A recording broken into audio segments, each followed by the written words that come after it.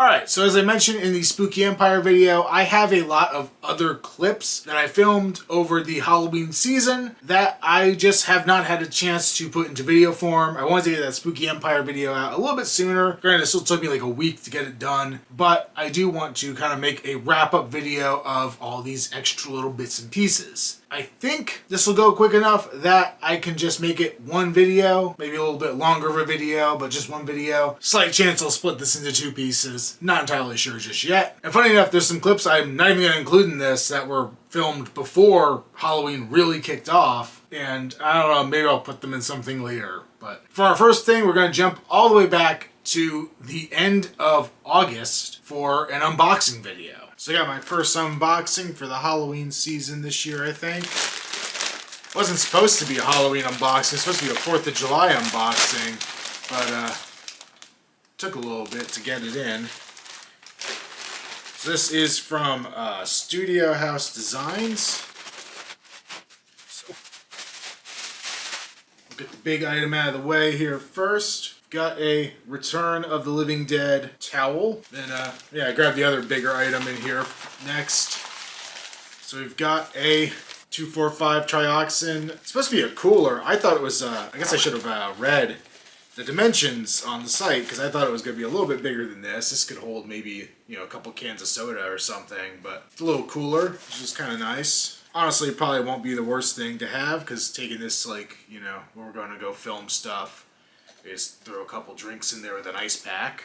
To go along with that, we got a koozie, watch more horror movies, and their logo on the backside. Got a Return of the Living Dead keychain. It's like a floating keychain. And then we got a pair of Return of the Living Dead shorts. Actually, I think they're like swim shorts or whatever, not just like regular shorts. And last but not least, I guess it's supposed to be a They Live inspired sticker. So yeah, pretty cool little set. Like I said, it felt like it should have been something that arrived earlier in the summer, but I guess there were some delays on some of the pieces, but very cool to finally have it. Next up, we got about mid-September with another unboxing. So for today's unboxing, we have something a little bit different than normal. And I guess it's an unboxing and cosplay reveal because I'm working on a cosplay of Johnny from In a Violent Nature. You know, it's a polarizing movie, but I really enjoyed it. Got to see it in theaters. I've watched it again since it came out on Shudder. Anxiously awaiting getting a physical copy of it. Well, I have a bootleg physical copy of it, but a real physical copy of it, hopefully with some bonus features. But yeah, I wanted to create that costume, and I've done most of it, right? I've got the basic idea here. It's not finished yet, but I got his like tattered up shirt, his underskin underneath it, the plaid shirt over top of it, flannel shirt, and the pants as well. Still have to do some more of the underskin stuff, but it's getting more or less to where it needs to be. My problem with it was I was having a hard time figuring out how to do the mask. In the movie, is like an old-timey fireman's mask, which is made out of leather, and it's just really hard to figure out the geometry on all that for me. I could take an existing piece of clothing and distress it to hell, but creating something new is a little outside of my current skill set. So I was doing some searching, trying to see if anybody was making one and selling it, and I found a company that makes a full costume. And I know, looking at it immediately, it doesn't look like it's the best quality. I've bought costumes before, costume pieces. You know, I make and sell props and things, so I have no problem with like buying cosplay bits. But usually I'm buying from an independent artist, and this seems to be one of those Chinese companies that just, you know, makes everything, and especially a lot of like anime stuff and things like that. So I'm really not sure how this is going to look. I'm amazed they were making an In a Violent Nature costume to begin with. I don't know how that got added to their roster, but yeah. So the company is Cosky. C-O-S-S-K-Y. Looking, I don't think their name's on the outside of this package, but I believe that's how it's spelled. And honestly, I'm kind of building up to this because I don't even know if the costume's really going to be in this thing. I saw mixed reviews of this place online. Some people saying, yeah, like it's legit. Some people saying they're a scam. I ordered my stuff because the actor who played Johnny was here last weekend, and I had originally intended to finish the costume and go meet him in costume, and I ended up not even going to the con, partly because of this and partly for other reasons. But I had tried to get this to come in so I had enough time to do what I need to do to have my costume ready for that. And last week I sent him an email like, hey, it's been, almost a month and I paid for express shipping, like, what's up? And the reply was, oh yeah, it just so happens to be ready to go out the door right now, which seems like a coincidence that I don't think actually happened. So I honestly don't know if this thing's going to contain the costume that I'm expecting or if it's some bullshit. I don't know. But we're going to open this up and take a look and find out.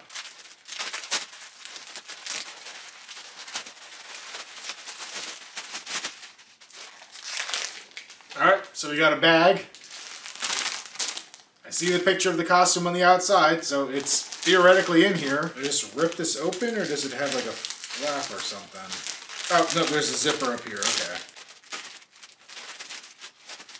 So before we get into the part that I actually care about the mask, I kind of just want to look at the other bits of clothing. So we got the pants. They are just a, like elastic pants, I guess. Does it actually have a button? Okay, it does have a button and a zipper, but they are a little bit elastic on the sides. They're not terrible. We'll have to put them on and see how they actually fit. But, they're not the worst thing ever, it doesn't seem. They do have some cuts and stuff throughout them. They're not particularly, good looking weathering-wise, and I don't think you could really fray this fabric very much because it's kind of a, I don't know. I don't even know what to call this fabric. It's very cheap, like polyester kind of fabric. I got them in my size, and they look like they should actually fit. That's one thing I always am not sure about with Chinese companies, or if it's going to actually be, true American sizes. Here is the shirt, and, well, they definitely do something that I do a lot, is they took the sleeves off the shirt, which, I do a lot with costumes where you're never going to see it. I actually do have the sleeves on this one, but I just didn't weather them much. But, they kind of took a different approach where I have an underskin and then an actual tattered up shirt. They have printed on holes on the t-shirt. But yeah, this doesn't look terrible. Like the bottom is frayed. It's a little Kermit the Frog looking, like a little bit too regular for what it should be. But, it's also pretty thin material, so I don't know how this is going to look on. Got a little bit of a comparison there. And don't worry, I'll put this whole costume on if I can after this and see how it really looks. And then here is their version of the flannel. Again, the very kind of sheer polyester material. Not super tattered. The bottom on it is tattered, but I don't see a whole lot of weathering anywhere else on it. There's a couple cuts in the sleeve, it looks like, I think. I don't know. I can't even find them now. I thought I saw cuts, and they disappeared on me. So, nothing great here either. And unfortunately, I had to buy the whole set. I couldn't just buy the mask, which is all I really wanted. And the moment of truth. That's so... that's not intentional. So I got it out, and the little, like, whistle thing in the front is just, like, sticking straight out like a tongue. But it's actually... It looks like it's on string, so you could fix that. Okay, that's a little less dumb. So there we go. It is... again, like a vinyl, actually, I'm pretty sure it is vinyl. Some of the details, everything on it is done in fabric, pretty much, except for the couple details around the mouth.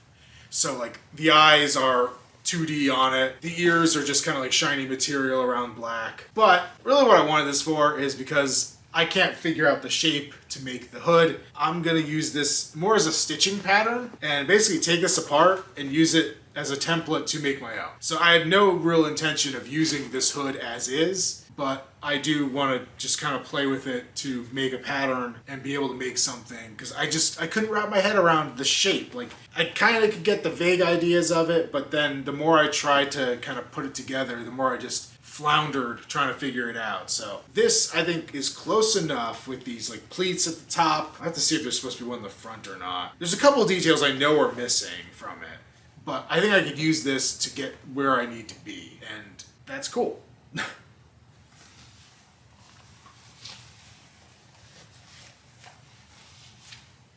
Oh my god, I cannot see a damn thing out of this. Like, I get you want to hide your eyes in it, but that mesh is not very see-through, so I'm totally blind wearing this. So I'm gonna get out of my full costume here and try on that costume and see how bad this is. Alright, so here is the full costume of theirs on. I will say everything fits pretty much how I would expect it to, which isn't too bad. The pants are pretty long, surprisingly. Like, they're longer than the pants that I actually have for the real costume. You know, I was saying it felt like cheap fabric, and it is, but it's nothing I wouldn't expect from, like, a Spirit Halloween costume, honestly. Like, if this movie really was a huge hit, it had enough, like, popularity to end up in a Spirit Halloween, this is what I would think I'd get. So it's not terrible. It's obviously nothing I'm gonna wear. I hate that every time this opens up, you can see the white inside of this. It just looks really cheap, but you know what?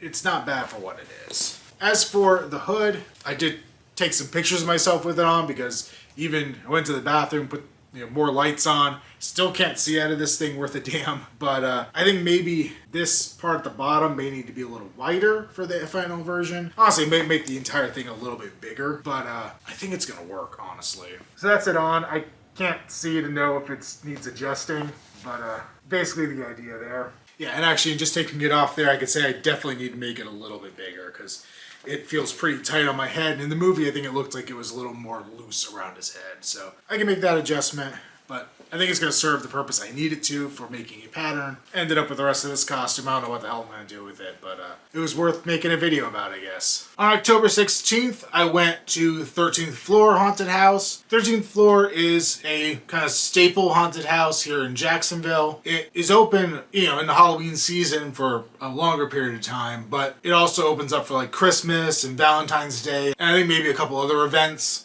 It's basically a permanent location. These sets, I don't think, change all that much year over year, and I've gone to it several times, so the sets are very familiar. I think they change up what's in there, so I don't have a lot to show for this because they don't allow filming inside, and the houses are all in one continuous string. There's no real breakdown between the individual pieces, so honestly, I don't remember super distinctly where one began and one ended, and filming this far after, I don't really remember much about the event itself, sadly. I know they had 4 themes. The first one was Craft of the Midnight. This one did get a little bit of an intro because they had a worker basically spreading out the people going through. So they'd, take the line going into the house and then parse out how many people can go through at a time. So he did give a little bit of a background on the theme of the house being witches and all that. And this was like witches in New Orleans, so a very like bayou, swampy feel. After that, there is Lycan's Curse, which is a werewolf house. I didn't see the separation here, so I was a little confused. I thought the witches were summoning werewolves or something like that, but it was its own theme. But I think just because you went from the swamp to this kind of forest and moon and stuff like that, I was seeing a connection between the two.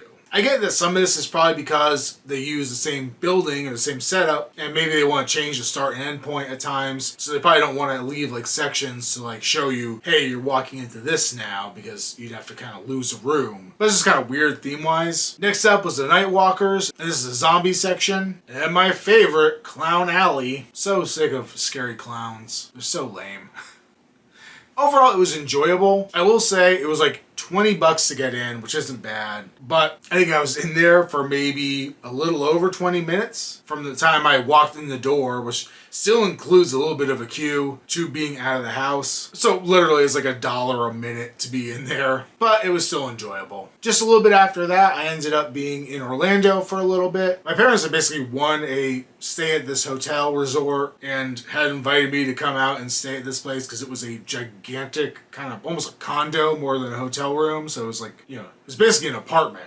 So I went and spent some time with them. I went over to Daytona on the weekend because my buddy Rob, who owns the Artisan's Crypt, and their whole crew was throwing a one-night haunted house and car show. So I got to be in the haunted house. We basically took the entire tattoo shop, split it up into different sections, and kind of used the different booths and then just some added fake walls and things to separate it out into different sections of a haunt. And I kind of took over the back room, the Stabbing Cabinet Studios room, and made that Leatherface's lair. So I had my part 2 Leatherface costume that, if you watch my Spooky Empire video, you saw a little bit clearer pictures of, and basically had that set up to terrorize people along the route. That was a lot of fun. I think we managed to do a pretty good amount with minimal resources to do it, and hopefully next year we have time and space to do something a bit more elaborate and really do something cool. Not that this wasn't cool, but you could dream a lot bigger. After that, I went back out to Orlando and spent the last day going to some different horror-themed locations around the city. First up was Atomic Horror. I've been in there before. It's in some of my previous videos. I don't think I filmed a whole lot in there. Nothing's really changed in it all that much since the first time I went in. They have a lot of kind of more mass-produced horror items. And it's definitely cool. It's just not the stuff I usually am looking for. And some of the stuff I saw that was interesting to me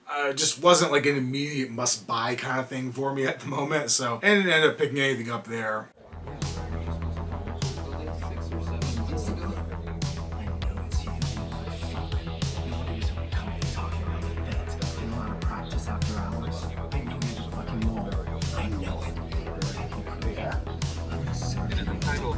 Natural department. Roughly translated.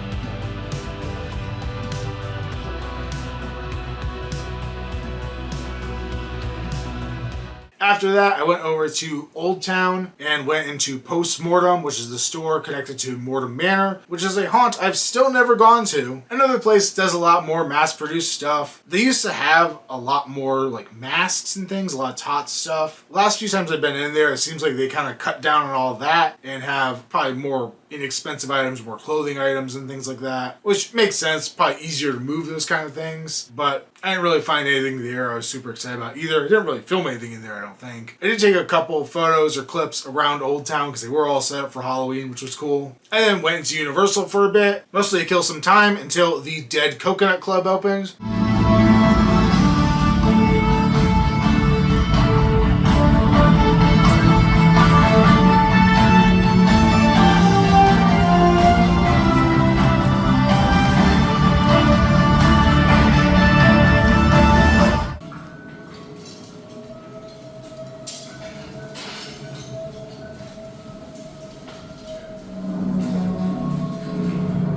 Dead Coconut Club, something they do every year during the Halloween Horror Nights time, during the Halloween season, where they take the Red Coconut Club in City Walk and theme it to something horror themed. Usually it's one cohesive theme between the whole thing, but this year they had a dual theme. So the downstairs area was a vampire club. Kind of based off the Vamp, was 88 that they've done in the past. At Halloween Horror Nights over the years, they've done different Vamp years, basically. They've had a 50s one, they've had a 60s one, they've had an 80s one. This is more the 80s side of things. So the whole downstairs area was themed around that. There were coffins, there were bats, there were cages, things like that really fit into the theme. I think if you went on like Friday or Saturday nights, they would actually have vampire actors there, but I wasn't able to go at that time.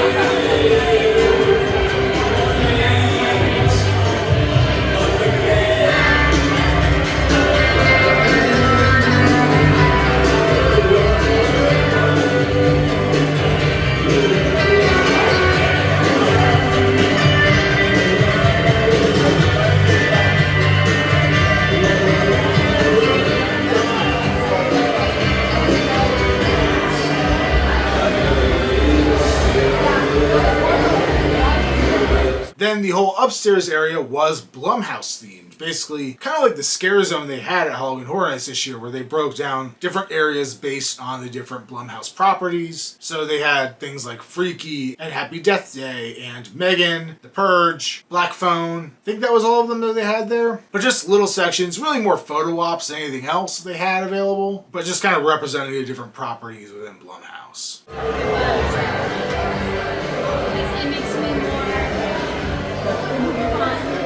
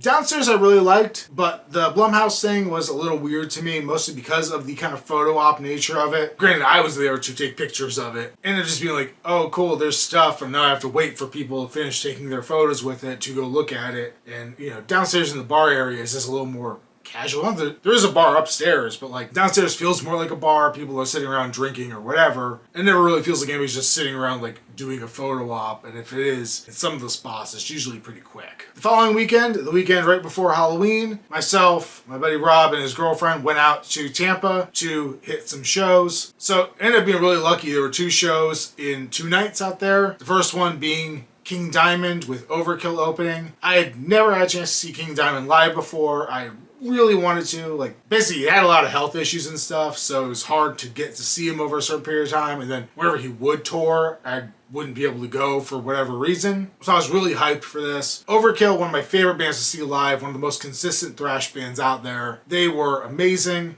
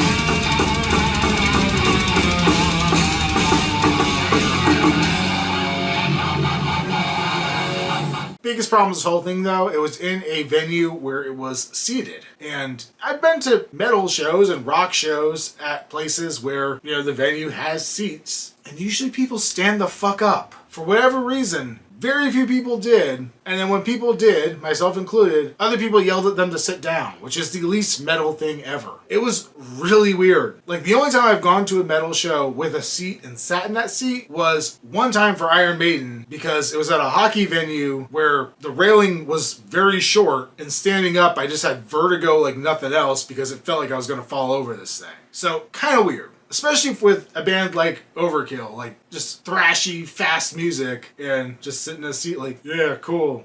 Yeah. But they were great. Set was too short, but they're an opener, so what can you do? I don't think I've seen them as an opener since Gigantor, which was like the first time I ever saw them live. So, yeah, just have to catch them headlining again sometime. King Diamond was great. Played a lot of his classic stuff, played some new stuff. Did not play any Merciful Fate, I don't think, which I was kind of surprised. I thought maybe he threw in a song or two. But I think he's been touring with Merciful Fate a lot lately as well, so it's not like you're kind of like missing out. Probably have an opportunity to see Merciful Fate sometime. The stage set was very elaborate, very cool looking, and overall it was just really fun.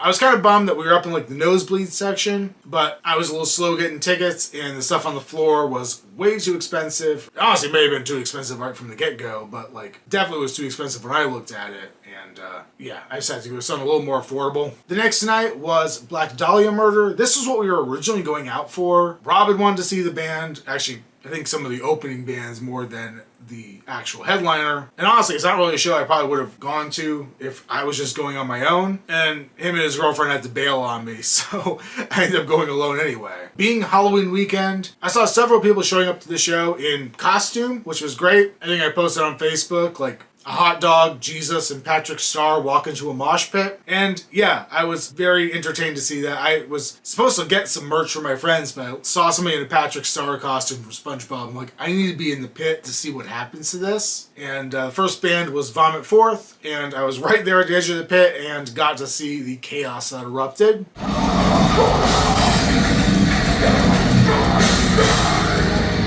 Open this shit up! Nobody's standing still! Punch someone in the fucking face!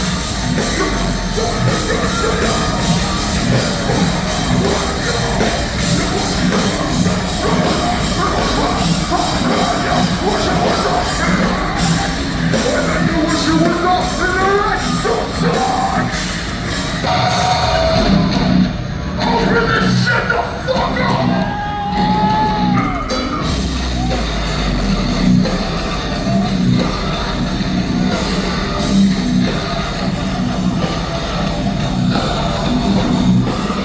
Next up was Angel Maker. They were pretty decent.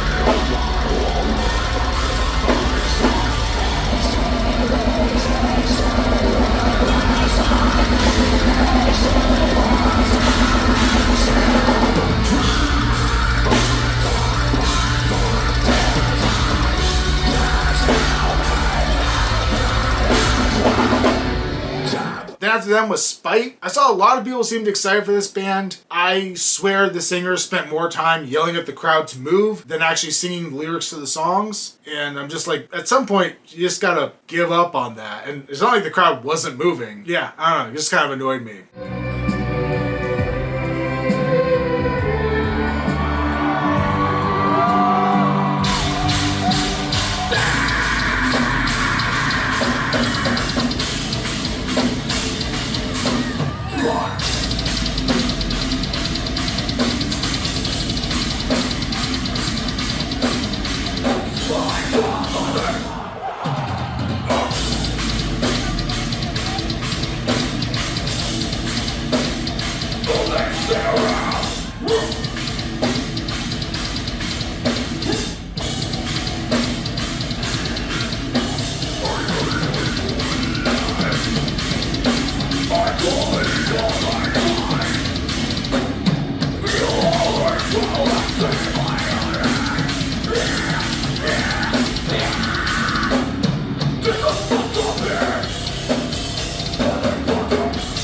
After that was the band that I wanted to see the most out of this lineup, which was Dying Fetus. Like, I've listened to their music, but I don't really know much about the band beyond that. And I didn't realize they were a three-piece, and goddamn, did they make a lot of noise for three people. It was impressive. Also didn't realize they had two different vocalists.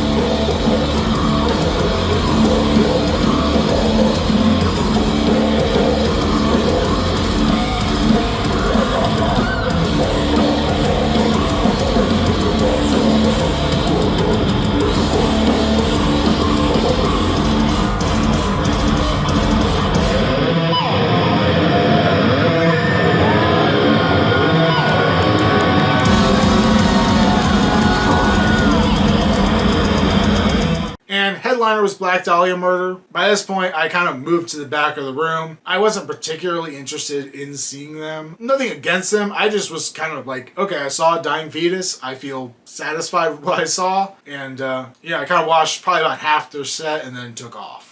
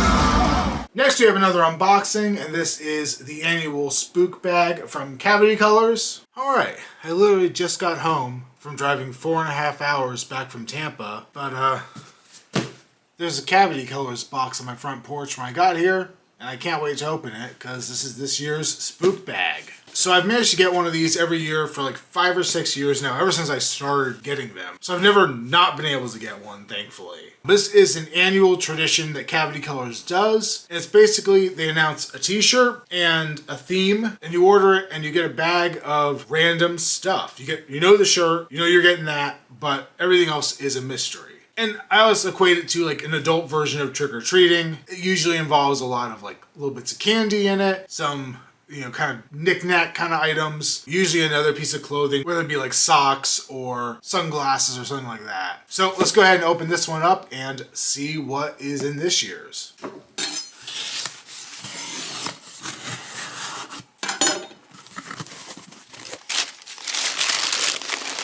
So that is our bag. This year's theme is like a drive-in kind of theme. So the bag itself has a projector, popcorn, and some weapons on it, and a mask.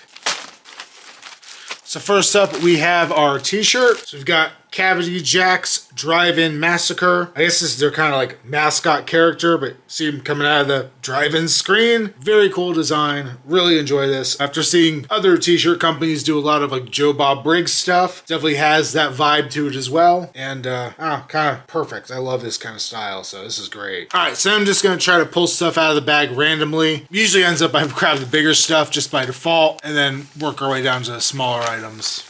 All right, we got Halloween cutout. I think it's just a single one. Yeah, it is of their jack-o'-lantern character, Cavity Jack. Very cool. I like this a lot. We've got a set of pins, kind of on a grindhouse looking movie thing. One of them does say grindhouse. We have the last house on the left, to avoid fainting, keep repeating, it's only a movie. Got the following film was restricted, and then a rated R. So this is very cool looking. I really like the card they're on, especially that's on like a hang tag. Can't even really see what's on behind it, but it looks like it's cool just as well. Almost like maybe a ticket or something. Next up, we've got some socks with evil popcorn buckets on it. Very cool. Last couple years have all been pumpkins. Actually, no, last year was aliens, but I have a couple pumpkin pairs from them, so I like seeing them mix it up a little bit. Got some bubble gum, a couple Tootsie Rolls, another Tootsie Roll, some more bubble gum, and a Jawbreaker. Even more candy, looks like more Jawbreakers, more bubble gum.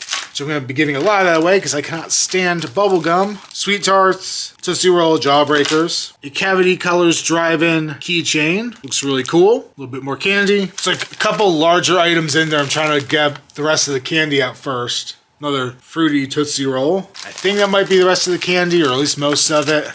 So we've got, what else? That same popcorn design from the socks as a enamel pin. Maybe last, another piece of candy. I think maybe for real.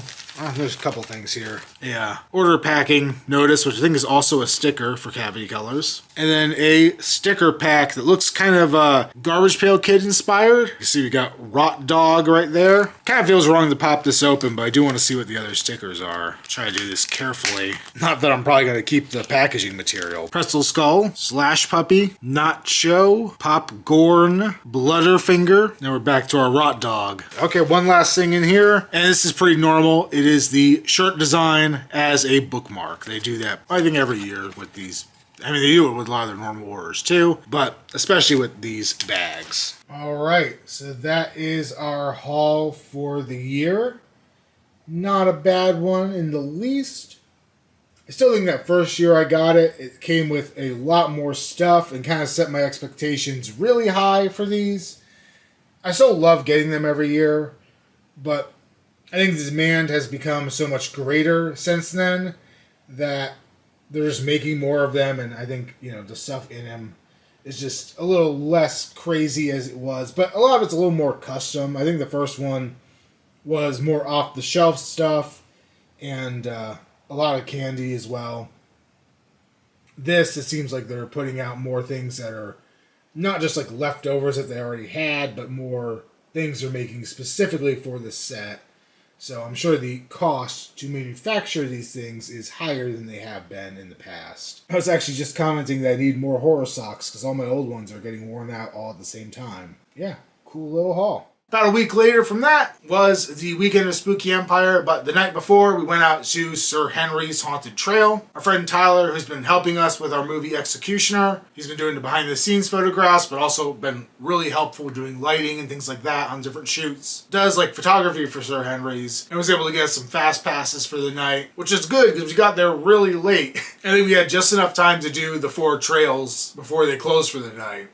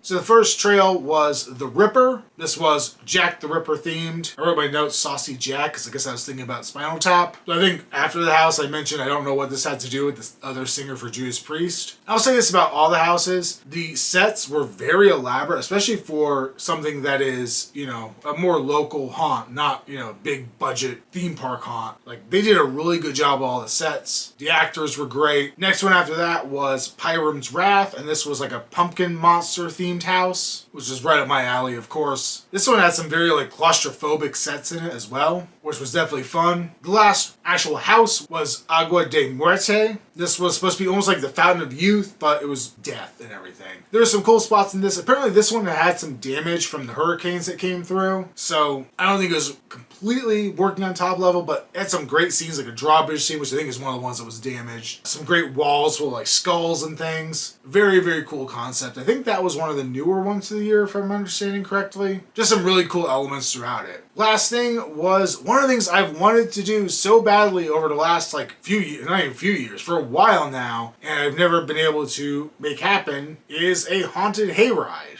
Now granted, this hayride had no hay, it was just a trailer being pulled by a tractor, but you know, despite that being in the name, it's not the important part, right? This was really cool. It went through different sets and things. Scare actors come out on the sides of everything, and even crawl onto the trailer itself to kind of terrorize you. Going through this with Tyler, where all the scare actors know him, it was kind of hilarious because they were just picking on him the whole time for the most part. I mean, they went after other people too, but they particularly focused on him. Really cool set pieces, several like things you kind of drive through, like tunnels almost, different sets on the sides. There was a Headless Horseman section that was really impressive with an actual live horse. Very, very fun, and something, honestly, this whole haunt I definitely want to do again next year. They have a Christmas overlay. I'm kind of thinking about going when that opens up, because while it's fairly far for me to go just for the hell of it, it is pretty close to my parents, so I can go kind of stay with them and go see this. And at this point, we are well beyond October, but these kind of feel related, so I'm going to keep them in here. And this first one is another unboxing that I wish I'd been there in time for Halloween, but definitely had to include it. So at this point, it is the week after Halloween. I typically wouldn't bother unboxing on camera a movie that I got in, but this came out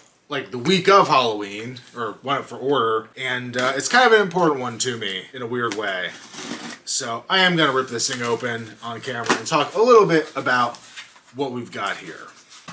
So what we've got is the, well, I was gonna say Synapse Films, but among other release of Trick or Treat. Not Trick or Treat, Trick or Treat, the movie with Ozzy Osbourne and Gene Simmons. I was introduced to this movie back in college. We had a heavy metal club in college, and one year for Halloween we had a party, and my buddy showed us all this movie kind of towards the end of the night, and it's a goofy ass movie. Very little of it has anything to do with Halloween, really. Like, there's some Halloween references, but you wouldn't even like really pick it up. Trick or Treat is just not really a great name for this movie.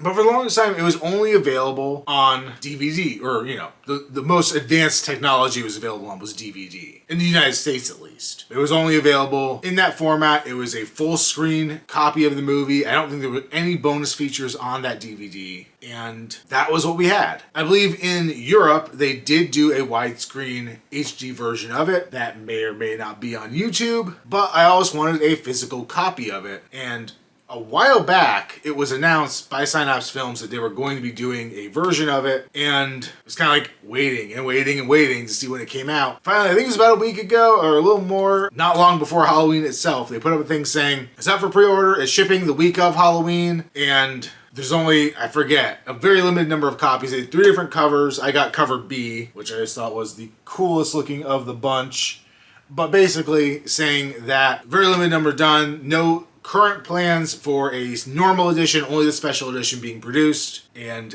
that was pretty much it. So, of course, when pre-orders went live, I jumped on the site, went to go buy it. The site crashed. Or it didn't really crash, but you could not load any of the pages. It took me a while of constant refreshing on their site to finally be able to get in to where I could actually purchase the movie. I actually reached out to my friend who introduced me to the movie, and he was trying to get there as well. I think he ended up buying all 3 versions of the cover. I asked him which one he got. He just replied back, credit cards are dangerous. So that was my assumption of what happened there. But yeah, this is a movie I'm very excited to get my hands on. So go ahead and open this thing up. So kind of like bonus features thing is just kind of a separate cardboard bit like you get on some of these releases that lists out. I mean, look at the list of features on that thing. That thing is a mile long. It's crazy. But our front cover, I kind of showed that before, has the Sammy Kerr artwork on there. And then on the back, we have his hand busting out of the speaker.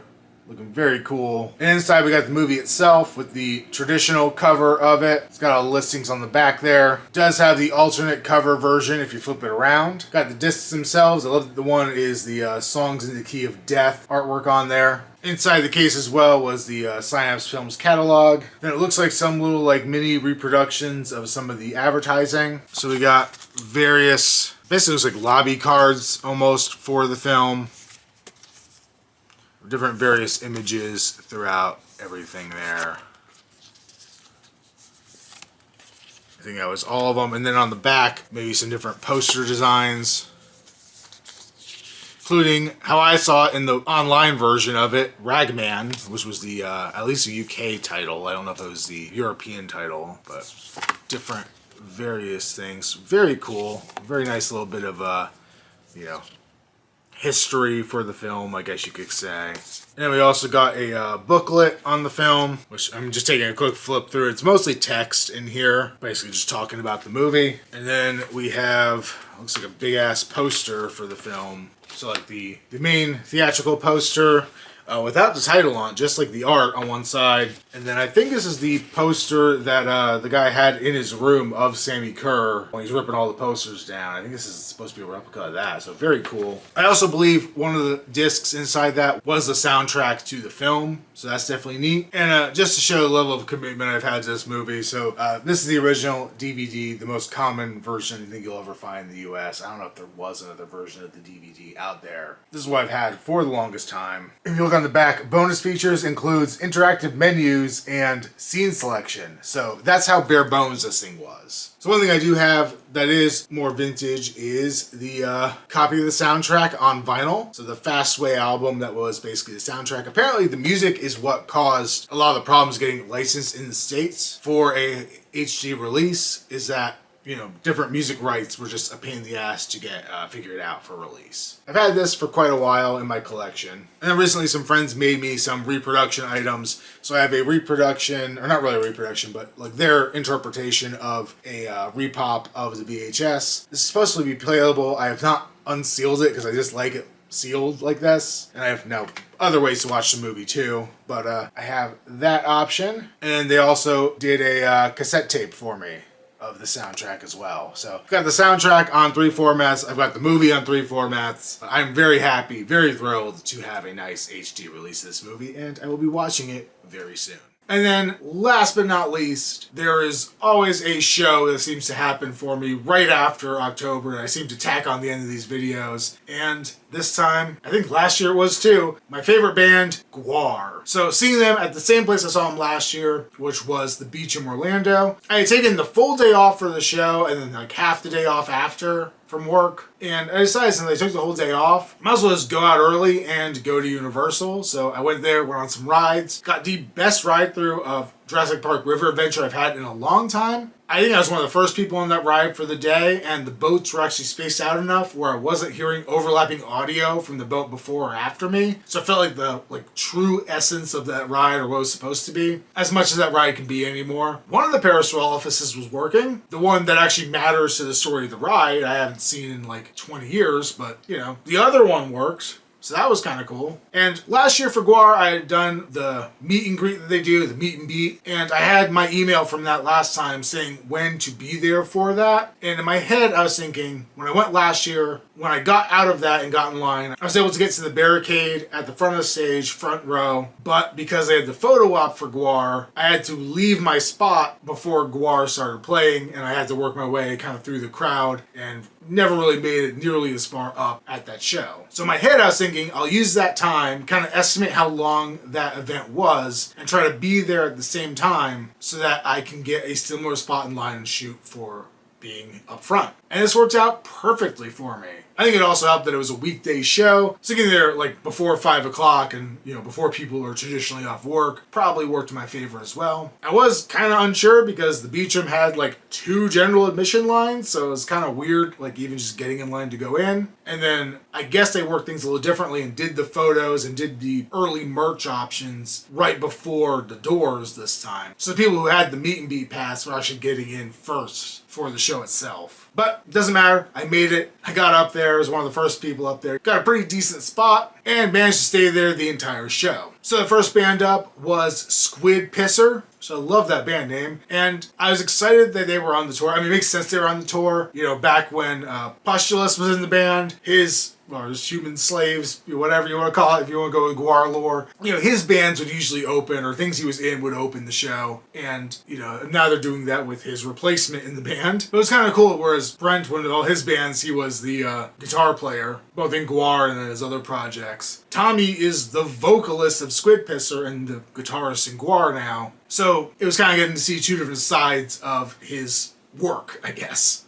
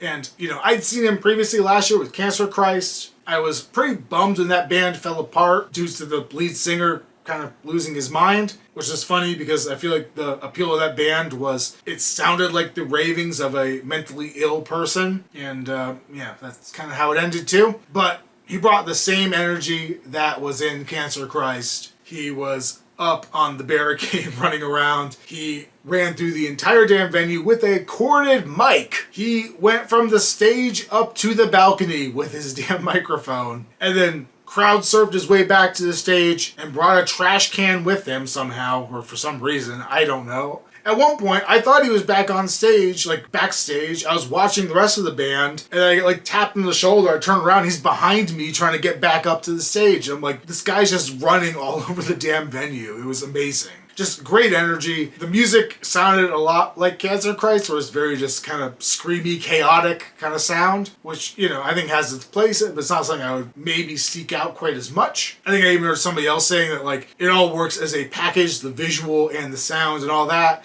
and like maybe not as much as an album kind of thing, but it was a lot of fun just for the energy that it brought. After that was Dark Funeral, which was hilarious because I feel like the crowd was very divided. I mean, it's a GWAR show. Most people are there for GWAR. A lot of people in white t-shirts, which is a rarity for metal shows, but there are all these people in black t-shirts dotted around, somebody in full armor for some reason, and most of those people I feel were there just for Dark Funeral, and a very different kind of sound than I expect to see opening for GWAR, more, you know, traditional black metal kind of feel. And I think a lot of the people who were there to see that actually ended up leaving like when GWAR came on. So I think people were going just for Dark Funeral.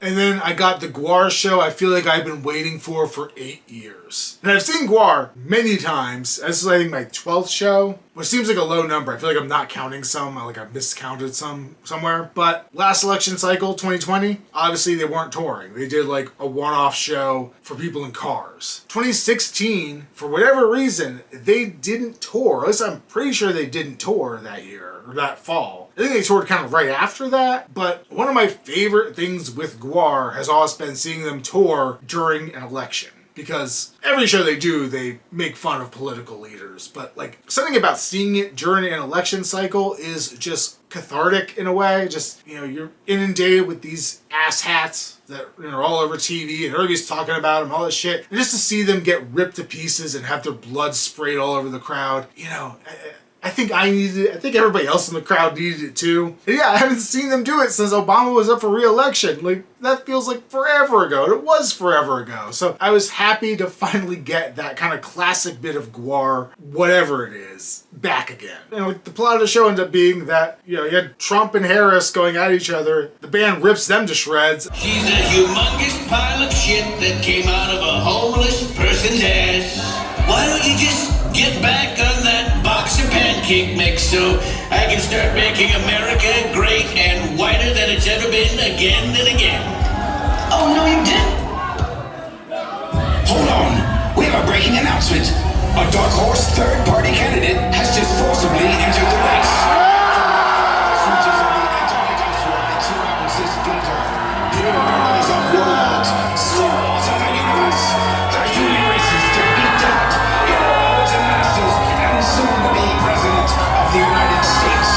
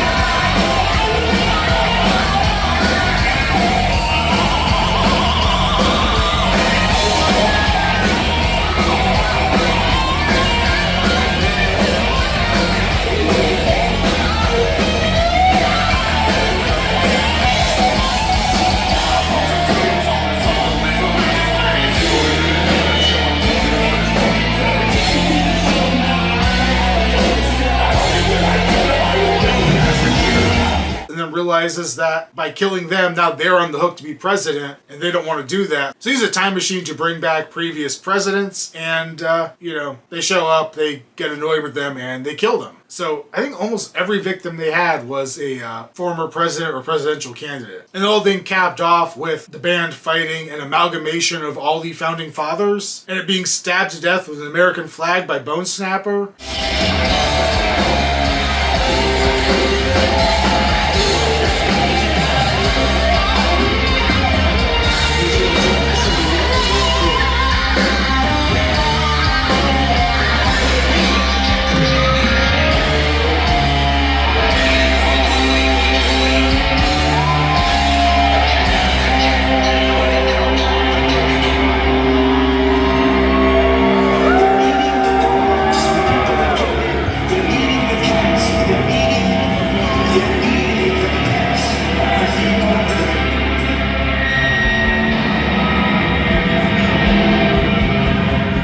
Just seeing a space troll turtle motherfucker waving a bloody American flag while America Must Be Destroyed plays. Yeah, it felt good.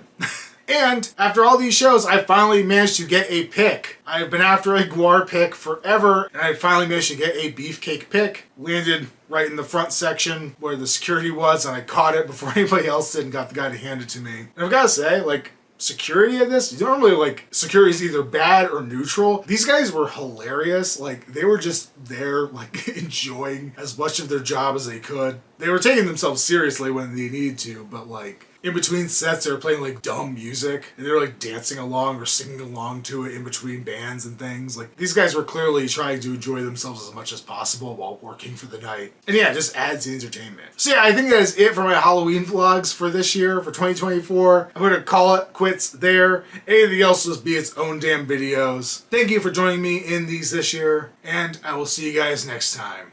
Later.